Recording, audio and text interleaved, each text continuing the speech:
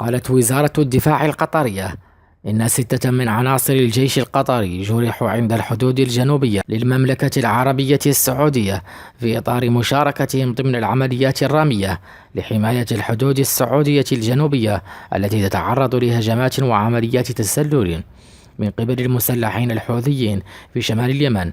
وأعلنت مديرية التوجيه المعنوي بوزارة الدفاع القطرية أن الجرحى أصيبوا أثناء قيامهم بواجبهم ضمن قوات الواجب القطرية المدافعة عن الحدود الجنوبية للمملكة العربية السعودية، مضيفة إلى أن الإصابات وقعت في ظل قيام القوات المسلحة القطرية المرابطة في الحد الجنوبي للمملكة العربية السعودية بواجبها البطولي والمستمر مع أشقائها في تحرير قوات العدو عن أراضي المملكة.